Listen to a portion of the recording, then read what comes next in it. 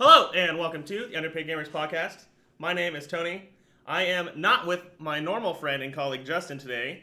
Instead, I have my wife with me, Emily. Hello. There she is. Today we're going to talk about Wonder Woman.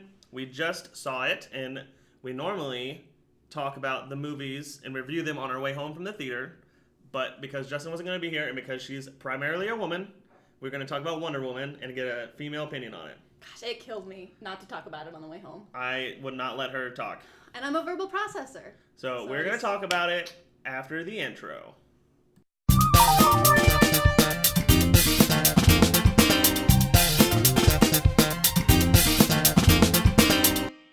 Underpaid Gamers is the official podcast of underpaidgamers.com. You can find us on SoundCloud, iTunes, Google Play Music, Stitcher, and all other podcast services. You can find us on Twitter if you want to get in contact with us at Gamers Podcast. You can email us at underpaidgamerspodcast@gmail.com. Find us on Facebook, Instagram, Twitch, and YouTube by searching for Underpaid Gamers. Okay, so as I said in the intro, we just watched Wonder Woman. We did. We go to the movies more frequently than Justin and I do, so we can talk about a lot. But we've seen Suicide Squad together, and we've seen Batman vs. Superman together. Superman. Those are really the only ones that are part of this DC extended universe that we're currently in right now. So, what are your thoughts so far? So normally we do news. We're not going to do any news this time. We're just going to talk about the movie. So, what did you think about Wonder Woman, the film as a whole? What were your first thoughts leaving? My first thoughts leaving. Overall, I loved the movie. I thought it was a very good representation of a single movie, of a standalone superheroine. Oh. I did. I thought it was really good. I guess the main points that stood out to me were, first of all, just Wonder Woman as a character, her outfit. I thought it was very good. If you notice, throughout the whole movie... I did not notice. I did not pay attention to her outfit at all. Okay, so this is why we have the woman here to tell you. No cleavage at all. Like, not even when she's training, when she's on an island full of women, and women don't care about boobs, it's fine. So you're saying that's important because they didn't over-sexualize the one female superhero movie that's been done? Well, the last one that was done was in 2005, I think. It was Elektra with Jennifer Gardner. That doesn't count. Whoa. That's a different time for superhero movies. Okay, well, anyway. There's also a Catwoman with Halle Berry, and she had zippers all over her outfit. Gosh, that was so sexualized, like leather. Yeah. Leather everywhere. But I do feel like those superhero films are at a different time. That was like the Ben Affleck Daredevil. That was the only really thing you can think about from those days was Tobey Maguire Spider-Mans, so 1 and 2, and forget 3. I did not like those. 1 and 2 are awesome, but we're here to talk about Wonder Woman. So okay, back on track. Outfit. No cleavage at all. She was not overly sexualized. Not by her outfit. Not by her outfit. To me, it made sense for the activities she was doing for the most part. Vital parts were covered. She had closed-toed shoes on. She wasn't like having her pedicure, manicure hanging out.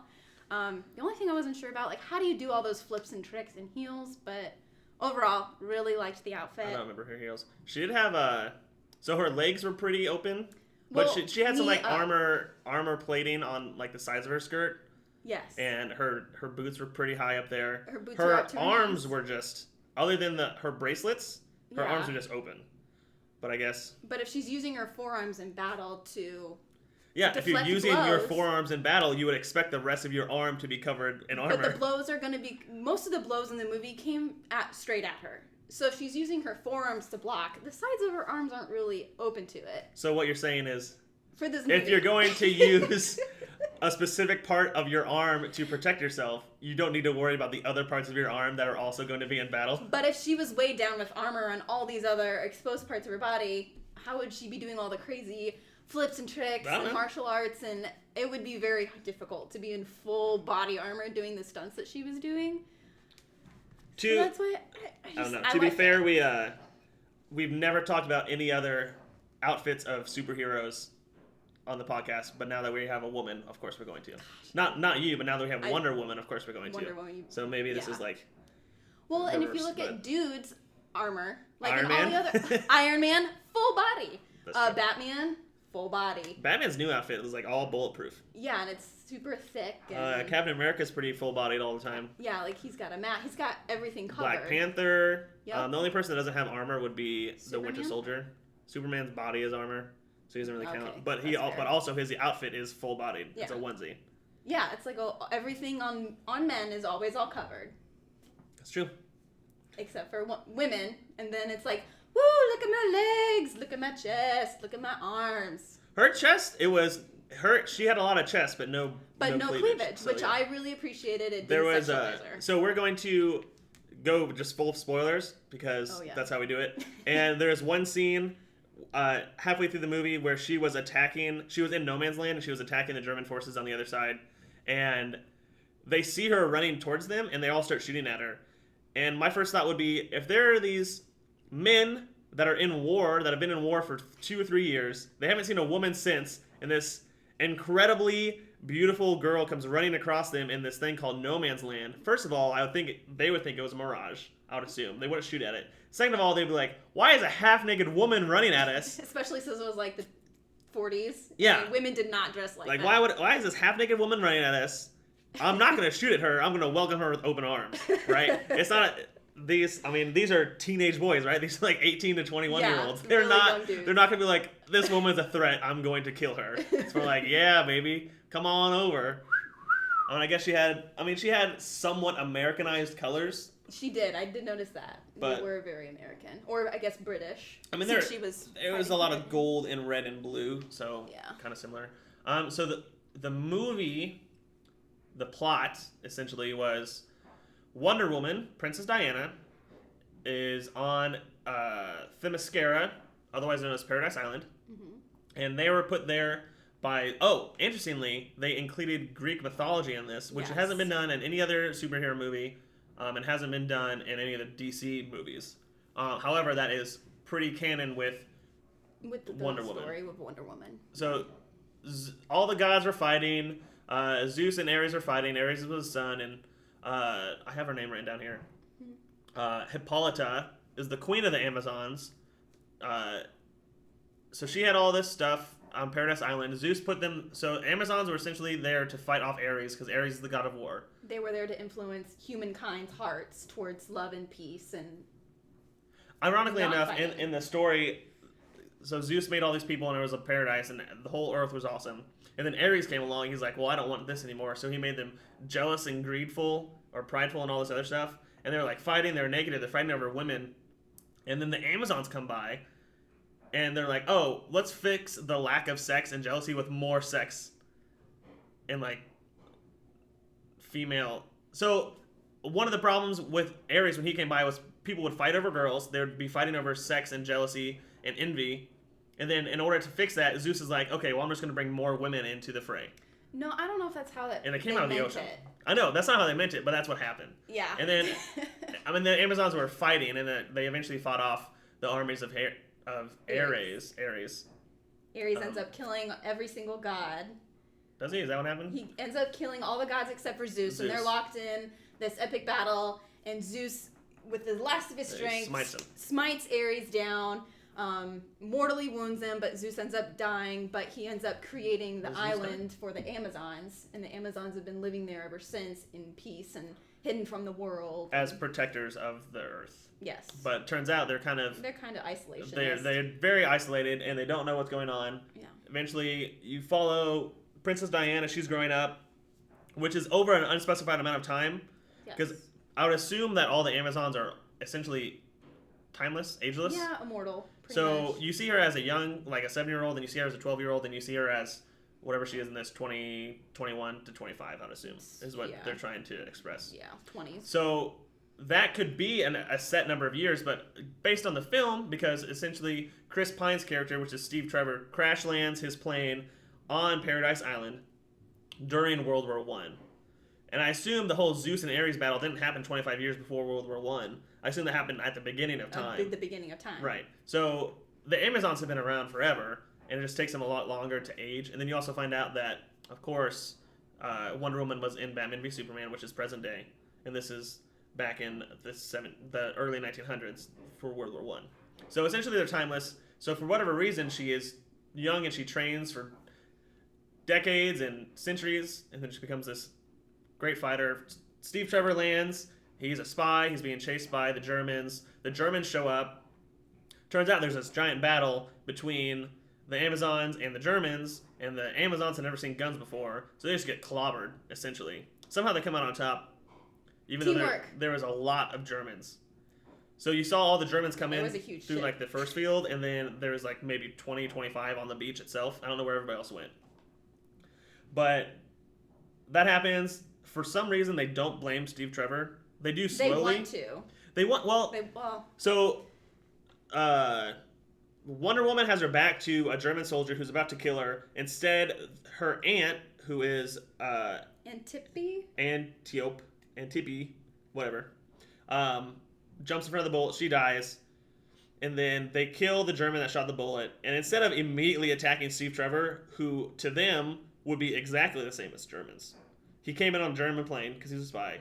He's a white and he's male. Well, and he was dressed up as a German because he was undercover. So he should have been killed in the crossfire. Yeah. Instead, it didn't happen. Eventually, things happen. Wonder Woman gets all of her outfit and her weapons. She goes with Steve Trevor to the front, essentially to London first, and then they go to... they go to the front in Germany. Germany or France Belgium, or whatever it is. Right in there. And then they fight the Germans, and then they fight the head general, other than Hitler, the head general, and then they fight Ares, and then the movie's over, essentially. Steve Trevor dies in the process. Spoiler. He blows himself up, but we'll get more in depth with those scenes, I think. But that's essentially the idea. I thought it was good. I thought it was really good. Mm-hmm. If you're going to compare it to any of the other DC films, it's definitely the best one. Oh yeah, I agree. If you're going to compare it to any of the other Marvel films, I think it's definitely up there. Yeah, we decided. I think it's most similar to Captain America, the first one. Yeah, Captain America takes place in World War II. So, I mean, there's obviously that time period where you can't necessarily compare other things. But it was I thought it was very good. I would definitely recommend seeing this movie. It was directed by Patty Jenkins. And then the writers on it were Alan Heinberg. He was a screenplay writer. And ironically, he does a lot of female-led TV shows. So there's Scandal, there's Grey's Anatomy, The OC, Sex and the City, stuff like that. So I guess that fits with her. And then Zack Snyder wrote the story for this, so he did all of other DC films in 300 and Watchmen. So what are your thoughts? Do you have anything? You have some things written down. Let me see. Well, overall, like I said, I really liked it. I liked that because she was isolated on that island. I liked that they just had her as neutral ground. Like, they didn't have her be a super feminist, like, oh my goodness, you're relying on men to fight your battles for you. But she also wasn't super wimpy. I mean, she was just very neutral ground. She just thought that everybody was equal and the same. For example, in the movie, they had her do a fashion show, which is another issue that I kind of have with it. But they had her do a fashion show, and she's in there trying on all these clothes, like cage skirts and corsets, trying to do roundhouse kicks, and she's trying to do squats. And how do you guys fight in this? Like, she just doesn't get it that in this society and in this civilization, women are subservient to men, and I just really liked that she was neutral ground. Yeah, because of course, the first female-led movie, there's got to be a fashion show. Yeah, of course. I mean, do you think is that to appeal to younger female audiences, or is that just like a joke that maybe went on for too long? I think it's a little bit of I just think it's a little bit of sexism, but also it's like a running joke, like, oh, for women to watch movies, there's got to be a really hot guy that captures the attention of the main woman lead. There's got to be a fashion show. There's got to be at least one sex scene. There's got to be the romance between her and the main male lead, or maybe her and a couple other guys in the show. I mean, I just think that there's a lot of stereotypes of what draws women to the movies, and there's really only three things that I'm like, of course they're gonna have this in a female movie, and that was there's like 2 extended sex scenes jokes, because of course if you have a woman, it has to be all sexified. You have to have her all seduced and things like that. And the first one was Steve Trevor was getting out of the fountain that heals him. Yeah. And then he stood there naked for a long time, and they just talked about it. And I know you can really only do that with these roles, right? You can't have a guy walk in on a woman and have her stand there being naked for a long time, and that not be bad. But if a woman walks in on a man, that's fine. Which is all right. Like, she's never seen a man before, so she walks in, and she doesn't understand what she's seeing. And well, she's that's not true, because she knows I the guess biology of sex, because they have books and they have literature, and obviously her mom got it on with Zeus to make her. So I'm pretty sure she knows what she's looking at. She just doesn't see it as that big a deal, because she doesn't see his body as something that she needs to be ashamed of. She's like, are you an average male specimen? And he's standing there naked. Well, at first he like covers up himself, right? When he's covered the entire time. His hands no, are he's over not. His crotch. No, he's not. He covers himself, and then when she walks in, he gets out of the bath. He's like, oh no, I'm gonna cover myself. And like 5 seconds into the conversation, he uncovers himself, and they just sit there and they talk. And he's just completely naked, uncovered. I'm like, what is happening? And then she's like, are you average for your specimen? And he's like, yeah, I'm a little bit above average. I'm like, the guy is ripped. Like, he has an 8-pack. He's muscles beyond belief. I'm like, there's no way you're average. No. Not mentioning your genitalia. And then, so that went on long enough, and that was already a long enough, kind of awkward enough joke, and then they keep talking about it. And then she's like, what is that? When he's standing there naked. And she's looking down. And of course, everyone thinks it's... And he's flabbergasted. He's like, what? I don't know what you mean. And it turns out it's a watch. But I'm like, come on. Like, that was... So the first 20 minutes of the film, that was like a 2-minute part. It was a pretty good big chunk of it. And then not that long after, maybe 10, 15 minutes later, they're on a boat. They're going back to Europe. And she's laying down in bed. Well, he kind of fashioned a little bed for her to sleep on the boat. In the bow of the boat, yeah. And then he's going to sleep away from her. Because they're not married. And yeah, for whatever reason. And she's like, oh, no, come over here and sleep with us. And then there's this weird, or sleep with me. And there's this weird sexual tension that, of course, they play too much on. Well, and it was only coming from him. Because, like I said before, she's so neutral. She doesn't get, like, to her it's not a big deal. Like, that they are just laying side by side and sleeping. But he took it as, oh, we're going to sleep together, like, have sex. That was the joke. Yeah, and that's a fine miscommunication to have, but it just went on for so long. And then it did take... Not only that, and then once they got him into bed with her, then of course they talk about having sex. Yeah. And that's when she's like, yeah, I know all about that anatomy stuff. I've read it 12 times or whatever. Yeah. I'm like, you don't need to have that scene in there. Just, I don't know.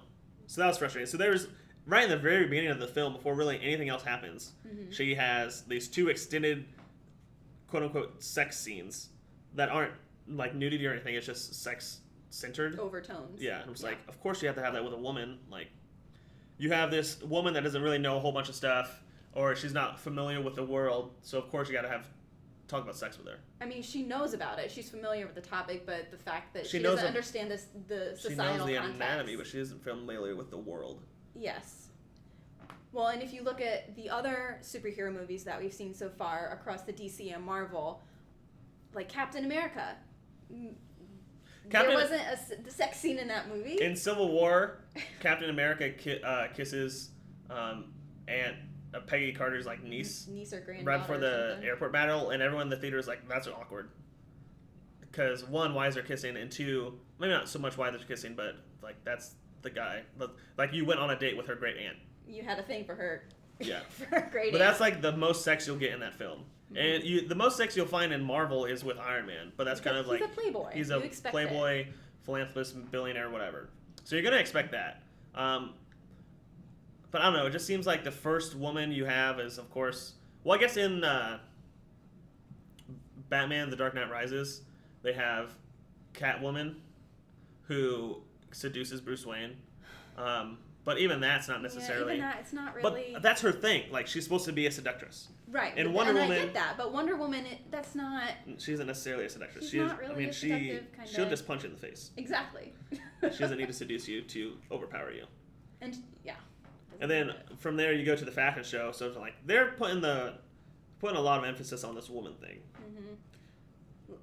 Well, and she asks... he has a secretary. Steve Trevor has a secretary, and she Wonder Woman has no idea what a secretary is, and so she asks, well, what does a secretary do? And the secretary says, well, I pretty much do whatever he tells me to do.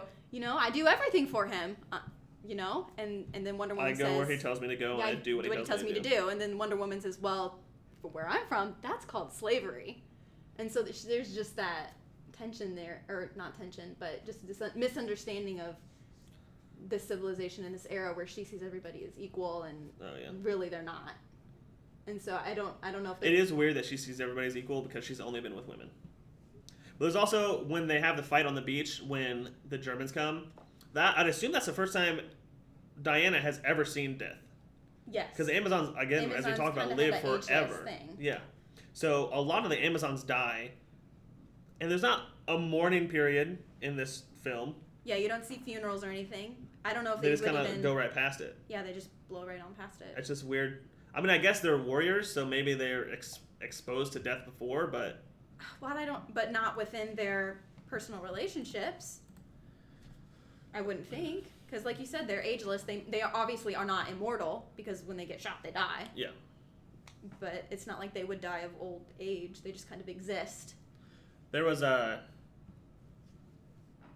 power of love seems to be a strong feature in this film, to where she needs the extra motivation of Steve Trevor to do anything, and it's always focused on him and her. And I know in the comics and everything in the source material, Steve Trevor and Diana get married, whatever, have kids. So there's this romance between them that's accurate with the source material. But maybe you can shy away from that in a modern age. Yeah, have her be more of a standalone. I don't make her own decisions. Have her do her own thing. Like Captain America had Peggy Carter, and she was kind of like this thing on the side where he still had his duty to do. And at the very end, there's an emotional scene where he makes a date with her, and then he crashes, and they both know the date's never gonna come. Yeah, so that's a really good scene for Captain America. But this one is more just throughout the whole movie, she's dependent on him. Yeah, I don't know about dependent. Well, she does a lot by herself, because a lot of times she goes off by herself, and he'll be like, no, don't do that, and then she'll object to what he says, then she'll go off and do things by herself very successfully, which is nice. Did they end up having sex? Was that implied? And when they saved the village, yeah, it was implied because they went into the room together.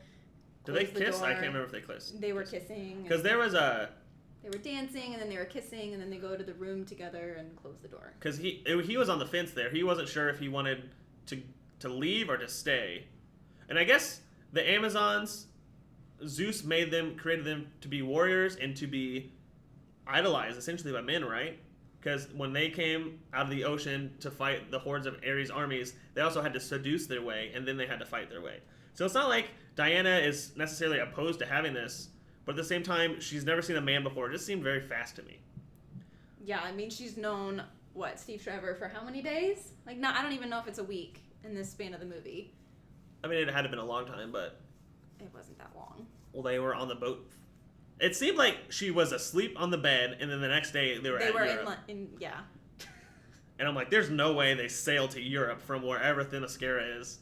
In a day. Or a night. Or, yeah, it would have been a night, so. It would have been a couple weeks, but... Yeah. Maybe they were in a sailboat. Yeah, I know. Sailing takes forever. And then they have the two-day mission with all of his buddies. Mm-hmm.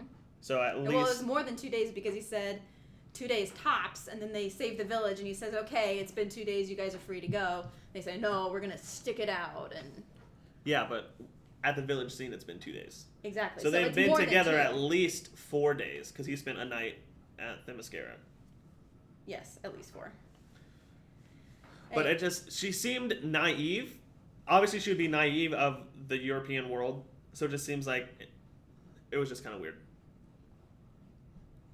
Another thing I really liked was how the use of the weapons in the movie, of Wonder Woman's weapons. Going into it, I was worried that the lasso of truth was going to be a really wimpy, more just a decoration on her hip that she didn't really use. It was just there, I have this lasso of truth that can make you tell me anything. But you get to see it on the island when the Amazons use it to make Steve Trevor tell them about his mission and who he is. And then you also get to see her use it actually as a weapon while she's fighting Ares and while she's fighting the Germans. And I'm glad that it wasn't just an ornament. I'm glad that it was actually a weapon. I think the fight scenes in this film were actually really good. Yes. There is some CGI stuff throughout the film that you're like, well, this is stupid. Why can't you do better CGI than this? You're multi-$100 million film. You can't do better CGI. Just kind of frustrating. But the fight scenes itself were actually very impressive and are my favorite parts of the movie. When she was training on the island with the Amazons before anything happened, they're very well choreographed and very well filmed. Yes. And she was fighting like 3 different people at once. One was on the ridge with a bow and arrow. One was like right in her face with a sword, and another one was like a lance or something. Like a lance or somewhere over there. And then the fight on the beach itself, they really used. They used horses and teamwork. Yeah, they stayed true to the old ways of the Amazons versus the new ways of the Europeans. To where there's one really cool scene where the woman is on the horse with the lance and she kicks up a whole bunch of dust and then a whole bunch of sand and it blinds a whole bunch of enemies. So that was cool. It was also cool how the general, her aunt, jumped off the shield and flew behind the rock that 3 Germans were there and killed all 3 of them at once. Yeah, so what they did is the aunt Antipy called out, "Shield!" and another Amazon just hunched down, had a shield over her back. Antipy starts running at her, jumps off the shield, goes flying through the air and takes out the Germans, which is really cool. They were doing a lot of cool things, like off of horses. Oh yeah, they were doing like so side shooting. They're just practicing all these different things because they are a warrior race. Yes. And then a lot of times, this kind of reminded me of Horizon, but at the beginning of the battle, they were on a cliff and they jumped off the cliff and shot an arrow into a stone wall and then swung down, and then from there they also shoot arrows. Mm-hmm. And the first death was from someone swinging down, and a German, unknowing, I don't know how he did this, he predicted exactly the pendulum at which she was swinging at exactly the time that she was going to be there, and he shot this, and it went through like 3 different people without hitting them, like just the gaps between them, and it immediately hit her in the stomach. I'm like, how on earth could you have predicted that? Especially with those weapons. Quite a shot. And then, of course, she dies, like, immediately. But just from a shot in the gut. Like, It wasn't a heart or a brain shot. It was like right in the stomach. In her stomach. And it went through her armor. And at first I was like, they have this armor, why is it not doing any better? But then I realized it's probably leather armor. It's probably leather. They don't have... But if it's, like, really well-tanned leather, I still think it would deflect some of the force. Probably not enough to not kill them. But no, definitely not to kill her, but I don't know. It was just funny. It made me laugh. So that was a good fight scene. There is another one. This movie did what I always love, and I love to see, is that they pit Wonder Woman against just normal henchmen, normal military guys, and she just wipes the floor with them. I love it. So, and the very first time they go to No Man's Land, and they're walking through the trenches on the Allied sides, and again, it's one of those things where there's a half-naked woman here. Oh, no, she has a coat on. She has a cloak on. But either way, see anything, but she's gorgeous. You can tell that she is incredibly gorgeous and that she's fit and she's tall and just dark hair. Very beautiful. And she's walking through the Allied trenches, and she's turning a few heads. Oh, yeah. But you would have a lot of guys like pining for her. Yeah, like you would have a lot more eyes on her. Yeah, and then Steve Trevor's like, we can't stop here to help these people. We need to keep going to our task. Which is very logically minded of Steve Trevor, and I would agree with. And then Wonder Woman has an emotional response, which is general female response. I would have I would want to stay and help. Yeah, she's like, I have to help these people because I can. I see a problem in front of me. I'm gonna do that. I'm gonna take care of it because I can. Right. So she walks through No Man's Land again. This is what I mentioned earlier. She strips of her coat and she's in her full armor, and she's walking half naked through the field. And people are like, let's shoot and kill her immediately instead of maybe I'll just look at her a little bit longer. Well, and she was so far away. I mean, they probably couldn't even tell really what it was, so I wouldn't start shooting automatically. Like, what is that? No, if it's in No Man's Land, they're immediately going to start shooting at it. Okay. But as soon as she got closer, I'm like, well, maybe... I'm like, oh, this woman is incredible. I am stunned, essentially, is what I would expect. But then she uses her shield and she starts blocking all this machine gun fire. And it's pitting her down, and then Steve Trevor and his guys kind of flank beside him and start killing everybody. But my thing is, if she's pinned down by this machine gun, why don't she just jump over it? Because those machine guns don't have a 360-degree radius. They can't go up. They only go side to side. So immediately she just goes in there. She could have just flipped and gone in there and destroyed them all. So Steve Trevor and his guys obviously killed a lot of people.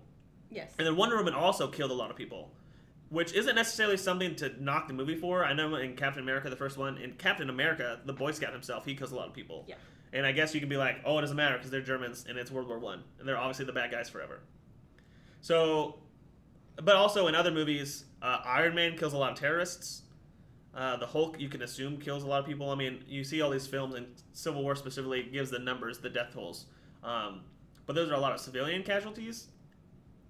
So I don't know, when I first watched it, I'm like, maybe she shouldn't be killing all these people. And I'm like, well, it's kind of par for the course given the time period and kind of what, I mean, she has a sword. You can't really incapacitate somebody with a sword. No. I mean, with her shield and her lasso. Maybe. Okay, but not with a sword. So I think my favorite scene was they went through the trenches and they ended up in Veld, the Germans, or the city, I assume it was a German city. And she just has a really cool fight scene. Like, it's at that point where she's no longer just fighting. So to compare her to Captain America, again, it's the same time period, same kind of thing. Captain America is very human when he fights, as opposed to superhuman. Like, yeah, he's super strong, he's super agile, and but it's martial arts focused, but he doesn't have any superpowers. Like, he can throw a shield, and that's kind of makes you question things, but it's really just enhanced physical ability is what it is. But then Wonder Woman comes by, and she's like picking up tanks. Oh my gosh, I love it. Literally, the fight scene at Veld in Wonder Woman was one of my favorite fight scenes I've seen in a superhero movie. Because she just rips through these people. She jumps into this warehouse and starts fighting people with her shield and with her lasso and with her sword. And I laughed audibly because she falcon knees this person out of a window and lands on a rooftop. I'm like, that's incredible! Like, just goes flying through the glass. So she's just perfect. A force to be reckoned with, and her buddies down on the ground level are doing what they can, but nothing. She's taking them all out, and then they're just kind of just following behind her as quick as they can. Yeah, and so that was a really awesome fight scene. I'd love to see more of that. It was interesting because that fight scene kind of ended with there is a sniper in a church tower, and he has them pinned down. Like, first of all, we've seen it earlier in the movie that she has heightened senses, so she can see where the bullets are coming from and deflect them. So I don't know why she couldn't have stopped that one bullet. Second of all, you had Charlie, who was the Irish sniper, and that's like, okay, well, this is what you do now. Like, this is your ability. And he goes out there, he can't snipe, he has PTSD, whatever. I'm like, okay, that's fine. I totally understand that. That's a good little thing to have. It's awesome that you included that. I like that story arc. But it's just one sniper, so why can't she take care of it? And eventually, Steve Trevor and the other guys run out and lift up this... It's like a side of the tank. Yeah, it's like a door of the tank that she picked up and threw into a house earlier. And again, it's a callback to that shield thing where she jumps off the shield and just clobbers the church tower. Like, takes off 2 stories. Like, she knees it in there. Well, yeah, she, like, knees it and takes off the entire steeple. And like, the bell tower up. And the cross just, like, destroyed it. And you're like, oh my gosh, that's so cool. Because, I mean, the fight scenes in this were incredible. They were great. Specifically that one. I think it might have gone a little bit downhill from there. The fight scene with Ares at the end was pretty good. Yeah. I really liked it was good. Ares' costume, his outfit. I did like how he just formed it from the rubble. Yeah, from the wreckage of the tank that she threw at him. Yeah. Although, I don't know. It was a good fight scene, but overall, she's new to the whole god thing. So, like, the fact that she was able to defeat Ares, the god of war. Yeah, but she had the power of love.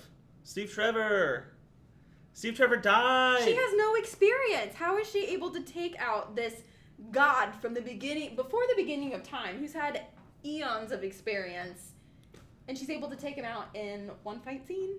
I mean, maybe he's just old and tired. Yeah, I don't know if he's dead or not, but... I don't know if he's dead, but it was just... The fact that she was able to take out the reigning champ, I don't know if I buy it. He might be back. So you go through the film thinking that Ludendorff is a German general, and he's paired up with Dr. Poison, and they're creating this toxin that the world has never seen before. It destroys gas masks. No one will ever survive this. You go through, and she thinks, and the crowd thinks, that Ludendorff is just an incarnation of Ares. That's how Ares is hiding himself. And Steve Trevor also wants to get to Ludendorff because he knows the secret plans. The Allies don't want to help him because they're on their way to armistice. So, like, we don't want to mess anything with that. So you guys go in secret Secret mission. Secret spy mission. Off the books. Suicide Like, if you mission. get caught, we deny Right. everything. So they go in, and there's the squad of 5 if you count Wonder Woman. So you have Wonder Woman, you have Chief. Steve, Trevor, you have the Chief, who is a Native American, and he's over there kind of war profiteering is kind of what they explained it as. Yeah, like he brings in tea and beer and stuff to the troops at the front. And then you have Charlie, who we talked about earlier, is the Irish sniper, and then you have Samir, who is the translator. And throughout the film, they don't do anything. No, I liked their story arcs, and I wish they would have expanded on it more. But to me, that felt like a filler. Like we need some, we need a team. Yeah, we It can't need a just be this team. two. It can't just be the romance, the happy couple. Yeah. And immediately Samir hits on Wonder Woman. Oh, immediately. But he's kind of a greaseball anyway, so you're like, of course he's going to do that. Well, That's his characterization. He's an actor, characterization, like they're womanizers, and nobody else does. he's a con artist. Which is fine. Yeah, So I kind of like his characterization. He had this kind of word battle with her where they spoke like 6 different languages. Yeah, it was awesome. And then we can read it on subtitles, but Steve Trevor has no idea what's going on. So one of the best jokes in the film was they're doing this and they're finally done. And he's like, "Oh, you guys finished now?" Because he didn't know what was going on. So I thought that was great. I would have liked to see more from all of these people. I would have too. I think Charlie's storyline got fleshed out pretty well. So they're around the campfire when they first meet Chief, and he's sleeping, and he wakes up in like a cold sweat, and he's yelling, and it's essentially the atrocities of war that he's seen. So he has PTSD, something that she's never seen before. And the Chief says, "Oh, he sees ghosts in his sleep." Like, okay, I understand that, and that calls back to later when he's going to snipe and he can't do it. Like, okay, that's a good fleshed out storyline. I don't know. Does he eventually, at the end, He kind of overcomes it. I don't know if he overcomes it, but he becomes more comfortable working with his with the unit and the team, and he's able to kind of work past that to be support, basically, because he starts singing again. He does start singing. That's right. Which shows, okay, he's kind of working through some of that stuff, but and then I don't know if he gets over it. That's weird too, because he starts singing the night after the Veld invasion. Yeah. And that's like hours after he couldn't snipe the one sniper. I felt like. And that's probably like it. the first time he's been in war since he had the PTSD. You know. Yeah, since the initial incident. Maybe he's just fueled by war. Maybe he is Ares. Samir really didn't do anything, and the chief again didn't do anything. He got the car at the very end. He's like, "Oh, there's a field of cars over here." So that's where the valets and park. he smuggled them into the country. Is that what happened? That's because they met up with the chief, and the chief had a safe route to take them to the front line. Oh, maybe that was. I must have missed that, but that's how I understood it. So I like the chief. I really liked the one line in it where he and Wonder Woman are talking, and Wonder Woman says, "So, what happened to your people? Why are you not with them now? Like, what happened to them?" And then Chief looks over at Steve Trevor, and he says, "Well, his people destroyed them," or I forget the exact wording. Like, "Why are your people not here anymore?" Because of his people. And he's looking at Steve Trevor, and I like the kind of backstory that there is with. That was a cool little thing. Calling to the history of that. I think that has something to do with kind of Wonder Woman's revelation at the end, where because Ares is trying to convince her to take over the world with him, as per usual superhero movies, and he's like, "I'm not the god of war, I'm the god of truth, and these people are all wicked, and blah blah blah blah blah." And of course Steve Trevor dies. She's like, "Oh, not everybody's wicked, so I'm going to fight you now." But maybe that has something to do with the Chief and her interaction with Steve's people earlier as well, because maybe she's just like, well, if the Chief can forgive Steve Trevor for all of this, then maybe there is good in the world or whatever. Or maybe she realizes that Ares is in everybody, but there's also, like, there's bad and good in everybody. Yeah. And like how she says at the end, it's a choice. Mm-hmm. You got to pick which route you're going to take, and sometimes the lines blur. So I really liked Ares in this. I thought he was a good villain at the end. There's that twist where everyone's like, well, I think Ludendorff is Ares. And then she goes and she fights him. And he's been, like, he has this weird steroid type thing that Dr. Poison has gave him that makes him stronger and faster. And you never see him fight anybody until he starts fighting Wonder Woman. He kind of holds his own. Kind of. I mean, he's still human, so she still kicks his butt. But it's not as close as it was with Ares, but it's definitely the most challenged she's been. Yeah, that's far. And then she straight out just kills him with the sword. She just stabs him with dang. the sword that she thinks is the God Killer. The God Killer. And then she leaves it up there on the top of the roof. Yeah. And then Sir Patrick, who turns out to be Ares, shows up. And he's like, twist, I'm Ares. And so they talk for a long time. And then he finally has a physical manifestation in front of her. And she's there. And she's going to start fighting him. And she reaches for the sword on her back. And it's not there. She's like, oh, crap. Immediately cuts to the guys doing their thing. And it cuts back to her as she's, like, falling back on the ground. And now she has a sword in her hand. So essentially it was... She stabbed the guy on the roof. Ares shows up. She jumps, flashback to the guys doing their thing. Flashback to Wonder Woman jumping back down from the roof. She now has a sword. Yeah. It was a bit awkward. So while they're having their... essentially Ares let her go grab the sword and come back down. And then they fight for a bit. And he immediately destroys the sword. And she's like, what? And she's like, but that's the God Killer. And he's like, nah, you're the God Killer, whatever he says. Because you're Zeus's daughter. Mm-hmm. You and Zeus and your mom made you. As per usual, Zeus. Sleeping around. Guys. What are you going to do? Can't keep it in his pants. That's right. Well, his toga. Oh, yeah, toga. So Ares is the god of war. Ares and Mars, same thing. But he was kind of showing himself as the god of truth. What I wish a line that was in there, or a variation of a line that I wanted him to say was, once Wonder Woman and him started fighting, I wanted him to be like, this is what I live for. Like, you cannot beat me. I am the god of war. This is what I do. And then it just powers him up like that. He had a lot of powers. He did. Like I said, I really liked his outfit. His helmet was awesome. Had horns. It was weird that Sir Patrick had that mustache. And then when he formed into Ares, he had the mustache. I'm like, that's not a warrior stash. Like, no. You're either clean-shaven or you got a scruffy Viking beard. Like, yeah. Well, especially back at the beginning of time with the gods and stuff. Yeah. I would have expected... Zeus has the giant beard and everything. Giant beard. But I also would have expected Ares to take different physical manifestations throughout time. And not to keep the same face. Yeah. Like, what's up with that? Like, over eons, you just stick with the same scrawny white guy? Yeah, he was pretty tall. Okay. He could be a basketball player. Okay. Maybe in like a couple centuries he could play basketball. It's just so that was a good little twist on it. She kills Ludendorff, and you can tell there's still some time left in the film. So you're like, well, I wonder what's going to happen. Another thing. So there's two things at the very final end. It's her versus Ares. They're fighting for a lot, and it's Steve Trevor and the boys trying to take down this airplane that has all the poison gas. Nerve poison gas on it that destroys everything. Right, and they walk up with these gas masks, and they're all disguised as these German soldiers. And I'm like, wouldn't the easiest way to do this just to like shoot out the wheels on the plane, so then it can't take off? At least stop them for a little bit.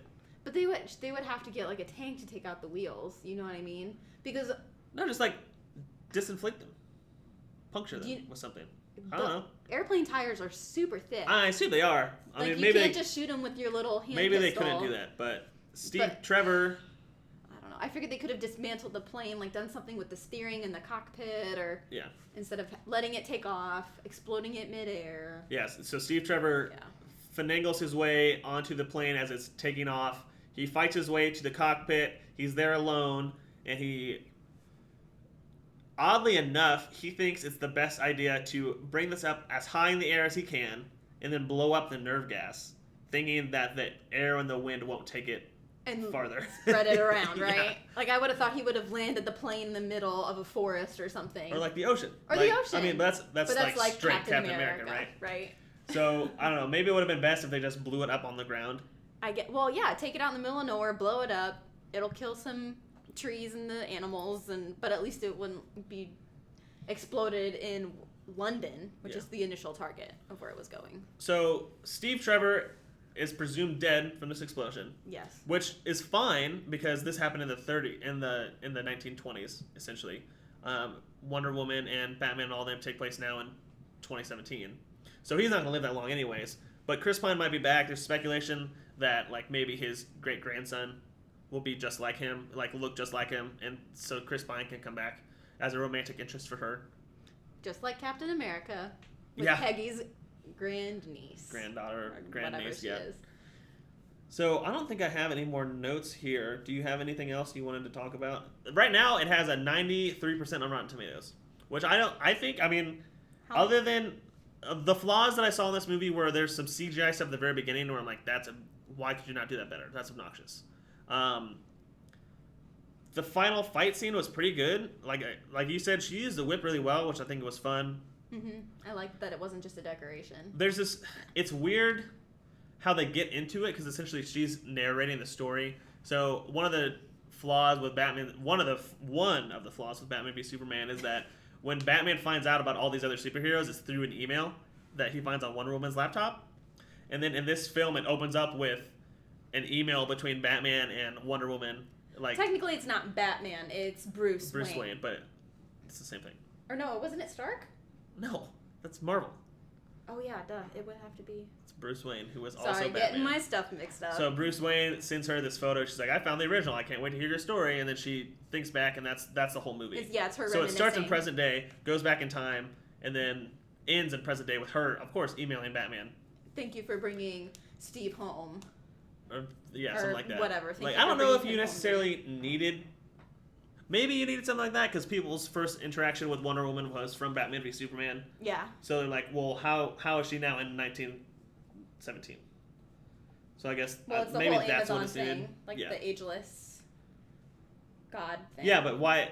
I guess the reason for that scene was to be like, we're not just jumping straight into 1917. Like, she's. Oh, okay. I see what you're saying. We need to go back. We started for the people when she that first showed don't. up, and then Right. we go back. Okay. So I don't know. So that's interesting. I am interested. So in Batman v Superman, there's this really awesome scene with Batman. He's in a warehouse and he's fighting all these people. You don't really see Superman fight anybody. I want to see in the future a solo scene of like Wonder Woman just kicking butt. Yeah. Because I mean, that was so cool. There were some great fight scenes in this film. So some of the flaws I can think of was it was really not feminine centered. I wouldn't say, because it's not like for the girls, but it's kind of like, oh, she's a girl, so of course we're gonna have a fashion show, and of course we're gonna have all this sex talk, and of course we're gonna do this and that. And that was at the very beginning. That didn't happen towards the end. I also think some of the CGI was wonky, and they could have done better. Yes, there were some obvious CGI moments. The story itself was, I mean, pretty good in general. There wasn't any. It was entertaining. I wasn't ever so much bored. No. It kept moving. I have a lot more positive things to say about this than I have negative things, yes. which means a lot for the DC, because me and Justin rag on DC all the time, but it's also deserved. Okay. What? Well, I thought, okay, Batman versus Superman, totally understand, but Suicide Squad for me was very entertaining. I know it may not have met your standards, but it was still very entertaining for me, and I enjoyed it. But we're not here to talk about that.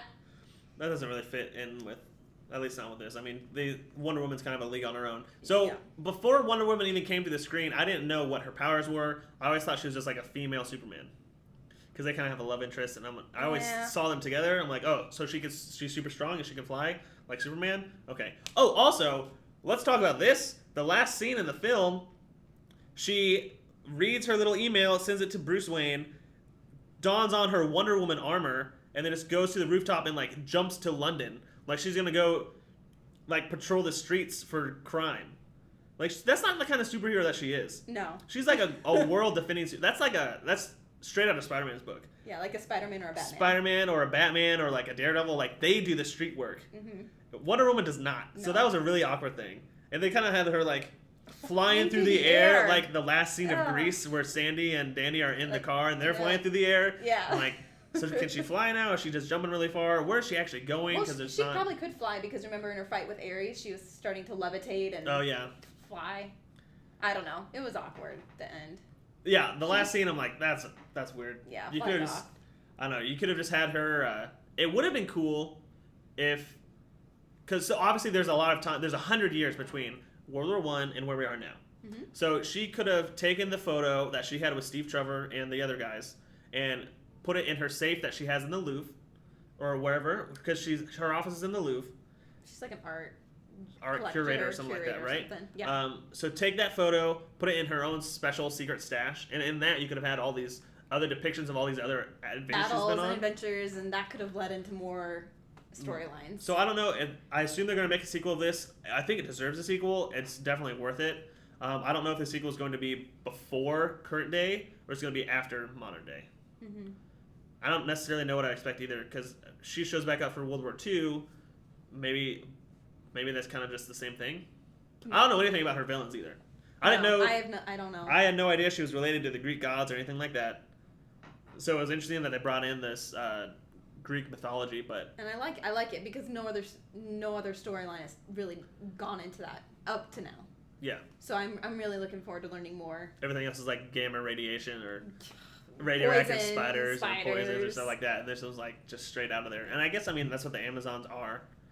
Mythology. There was a rumor that the Amazons were Kryptonians, which are Superman. So Superman's people came to Earth before Superman did a long time. They send out ships, and there was a rumor that maybe the Amazons are actually just these Kryptonians that have, because they're really high technological, so like technologically advanced, so they could have had that force field around the mascara, and then they just grew up like that. But then you wouldn't have Ares, you wouldn't have all this other stuff. So. Right. Man, I just really liked Ares, like his look. I've been playing a lot of Smite, and Ares is a character in Smite, and it's pretty close on with what they have in Smite. So he had the 2 swords, and I think he had a chain. Mm-hmm. Did he have that like molten? He had that molten look type thing, yeah. Look, yeah. That was really cool. And I liked how he just like stuck his eyes in his helmet and he just dragged it down. Oh yeah, that was cool. To make his eyes. It was awesome. So, what are your thoughts? Final thoughts. Overall, I just can't say enough good things about it. I mean, she's sassy. Before we go there, what do you think this means anything for young kids that watch this? Do young girls now have a strong, powerful woman to look up to that's not totally like sexualized and not totally sexualized? All right. I mean, part of womanhood, I would say, is, well, maybe this is just a man's perspective, but there is like a sexualization to it. Like women can be seductresses and they can do this and they can do that more so than men, where men are like strong and powerful. Women can be like wise and smart and like seductive. Well, and I think that's part of it. But she has like the whole gambit. She has it, like you said. She is, I think, a really great role model. She's got the physical strength. She's got you think a woman can't translate these Dr. Poison's notes as good as a man? Let me show you how it's done. Let me translate this in 5 seconds for you. She's got I know how to handle my sexuality. I know that I'm beautiful and I'm strong, and she's confident. And so overall, yes, great woman role model.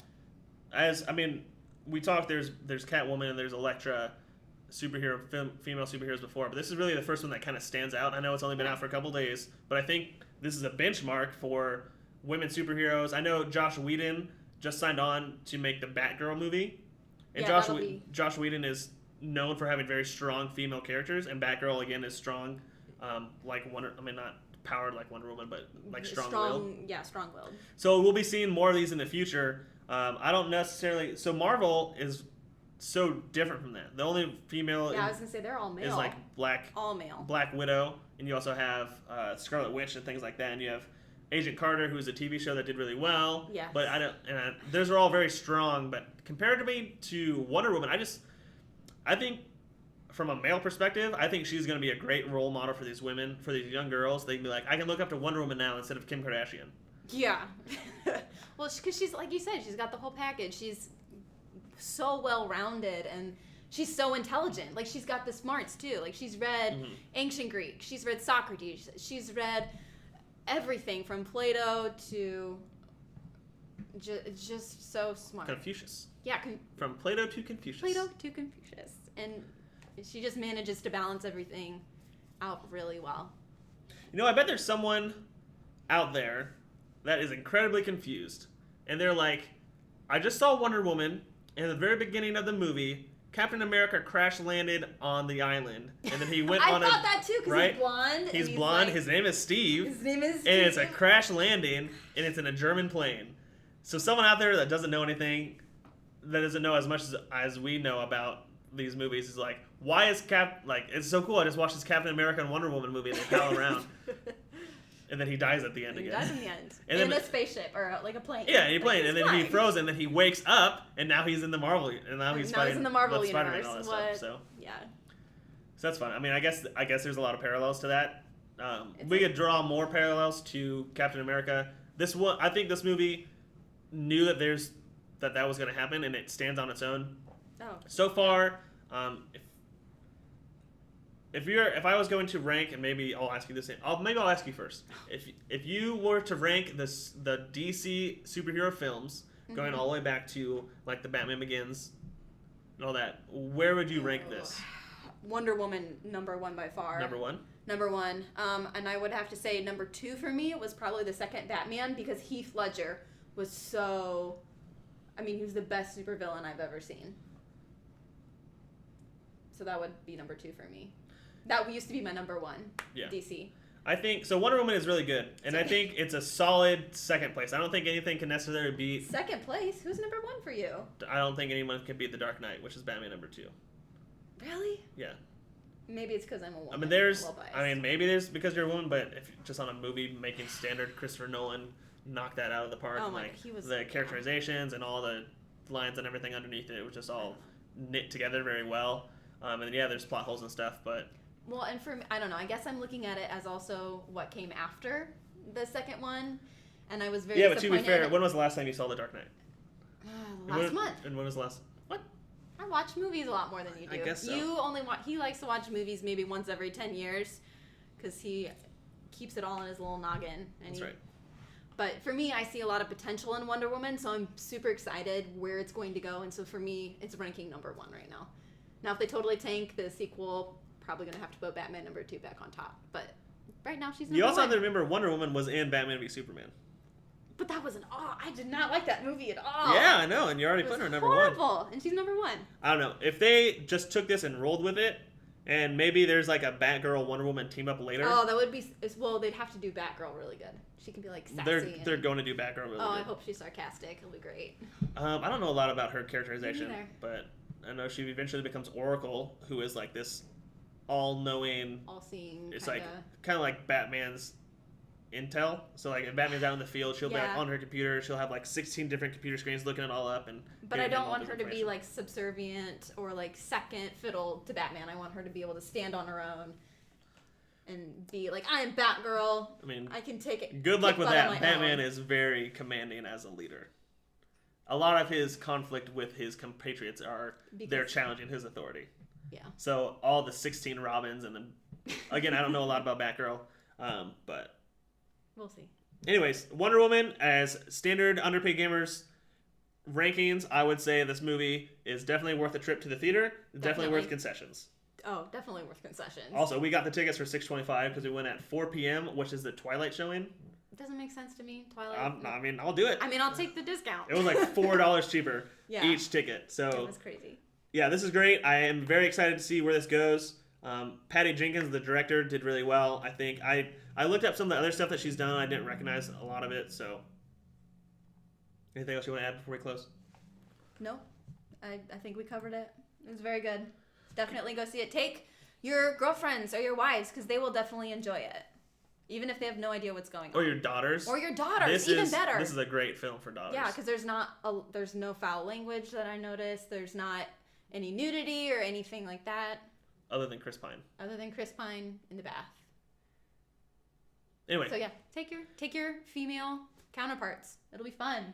So this was the second episode that Emily's done with us. The first episode that she did was Help, I Married a Gamer, where we talk about what your life is like being married to me when I'm playing video games all the time. If you would like to email us or tweet us or Facebook us telling us what you thought of Emily, what you thought of myself, go ahead and do that. Again, Twitter is @UPGamersPodcast. Email us at underpaidgamerspodcast@gmail.com. Find us on YouTube, SoundCloud, iTunes, Google Play Music, Twitch, Instagram, and Facebook, all just by searching Underpaid Gamers. That's really all we have to say. We'll see what happens in the future if there's more female-led superhero movies or anything else that Emily finds interesting. Oh, I'll be back. Maybe Emily and I have a knack for watching all the Fast and Furious movies. Oh my gosh, we just watched all of them. Maybe we'll review all of them at once. Oh, and have like a countdown and rank them? We'll see. Tokyo Drift is the last. We're starting right now. We already just decided it's last. All right. Well, thanks for watching, and we will talk at you later. Bye, guys.